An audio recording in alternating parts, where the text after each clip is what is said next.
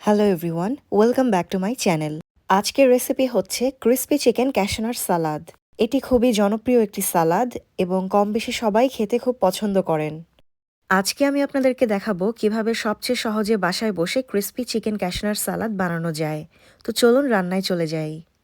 তো আজকে রান্নার জন্য এখানে আমি 1 পিস মুরগির বুকের মাংস নিয়েছি। 1 পিস বুকের মাংস দিয়ে সালাদ বানালে আপনারা 4 জনকে সার্ভ করতে পারবেন। মাংসগুলোকে এভাবে লম্বা আর একটু মোটা স্লাইস করে কেটে নিয়েছি। দিয়ে দিচ্ছি 1 চা-চামচ পরিমাণ লবণ, দিয়ে দিচ্ছি 2 চা-চামচ পরিমাণ গরম মশলার গুঁড়া, 1.5 চা-চামচ পরিমাণ কারি পাউডার দিয়ে দিচ্ছি। তবে হাতের কাছে কারি পাউডার না থাকলে ধনিয়ার গুঁড়াও ব্যবহার করতে পারেন। 1/2 চা-চামচের মতো কালো গোলমরিচের গুঁড়া দিয়ে দিচ্ছি। এবার আমি 4 চা-চামচ পরিমাণ সয়া সস দিয়ে দিব। এখানে সয়া সসের বদলে লেবুর রসও ইউজ করা যেতে পারে। এবার অ্যাড করছি 3 চা-চামচ পরিমাণ কর্নফ্লাওয়ার। এবার এই মশলাগুলোকে একটু ভালোভাবে মেখে নিতে হবে। এবার একটা ডিম নিয়ে নিচ্ছি এবং আলাদা একটা বাটিতে ডিমটাকে ফেটে নেব। ফেটানো হয়ে গেলে ডিমটাকে মাংসের সাথে অ্যাড করে দিতে হবে।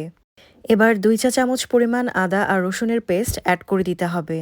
পুনরায় সব কিছুকে ভালোভাবে মেখে নিচ্ছি।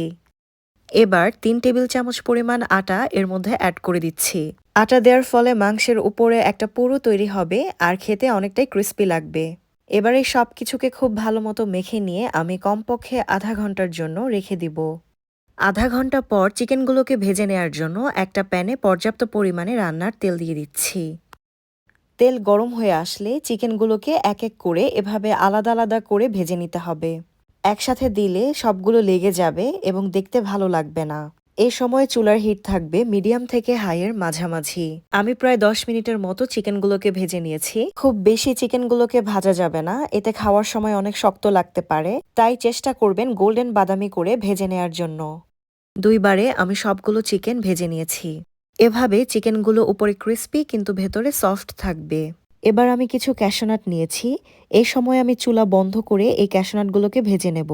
ক্যাশনাট খুব দ্রুত পুড়ে যায়, তাই সর্বোচ্চ 30 সেকেন্ডের মতো এগুলোকে ভেজে নিতে হবে। এবার সালাদের জন্য সস প্রিপেয়ার করে নিতে হবে। এজন্য আলাদা একটা বাটিতে আমি 1/3 কাপ পরিমাণ টমেটো সস নিয়ে নিচ্ছি। সাথে দিয়ে দিচ্ছি 2 টেবিল চামচ পরিমাণ সয়া সস। তারপর অ্যাড করে দিচ্ছি ওয়েস্টার সস। 2 টেবিল চামচের মতো ওয়েস্টার সস নিয়ে নিচ্ছি। ওয়েস্টার সস খুব বেশি পরিমাণে ব্যবহার করা যাবে না, কেননা এতে প্রচুর পরিমাণে লবণ থাকে। এবার দিয়ে দিচ্ছি 1 চা-চামচ পরিমাণ চিনি। এবার চিনি সহ সসগুলোকে খুব ভালোভাবে মিক্স করে নিতে হবে। ওয়েস্টার সস দিলে সালাদে আর কোনো লবণ ব্যবহার করতে হবে না। এখানে আমি 3 ধরনের ক্যাপসিকাম কেটে নিয়েছি, তবে আপনারা চাইলে 1 ধরনের ক্যাপসিকাম দিয়েই তৈরি করতে পারেন। আর শসা কেটে নিয়েছি। আপনারা চাইলে শসার মাঝখানের অংশটাকে কেটে ফেলে দিতে পারেন, এতে করে পরবর্তীতে শসা থেকে সালাদে পানি ছাড়ার সম্ভাবনা থাকে না। সসের মিক্সচারটা এবার অ্যাড করে দিচ্ছি।